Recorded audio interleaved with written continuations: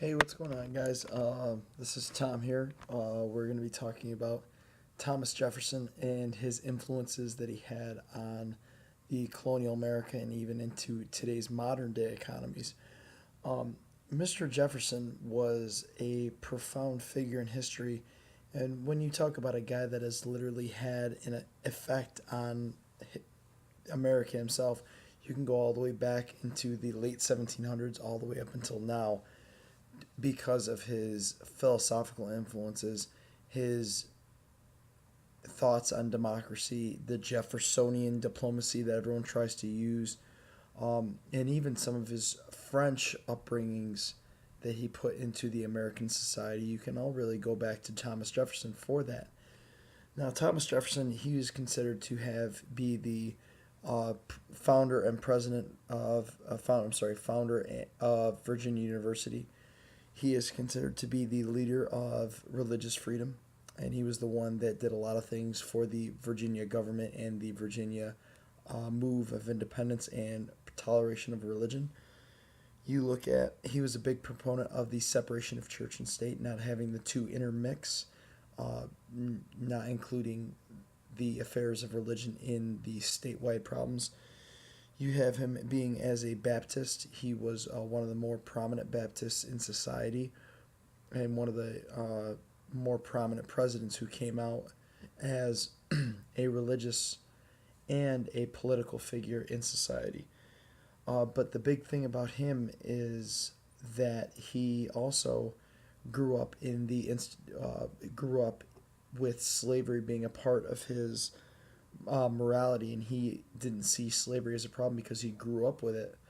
According to multiple sources, the Miller Center source that I have, he grew up in this slave society where that was the labor source. And if you look at some of my other sources that I have, like my Douglas Wilson talks about the connection that Jefferson had with slavery and production of society.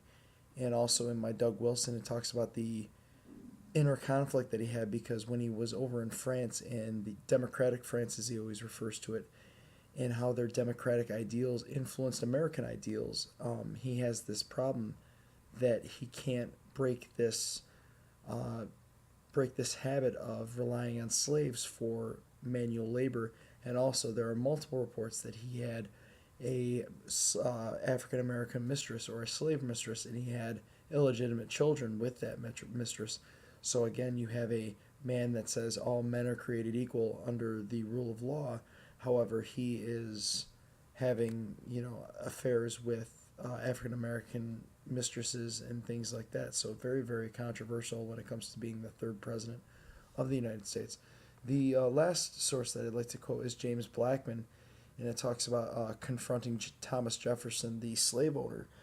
Um, it was a constant struggle for Jefferson to change his image. He wanted to change his image because he thought that the idea he was a slave owner and a lot of the slaves that he owned were existed in Monticello, which was his home, and it's on the back of the nickel. He stated that all men are created equal, but again, he was entrenched in this idea that slave labor was a part of the Southern culture. So you can see he was very, very conflicted with much of his study.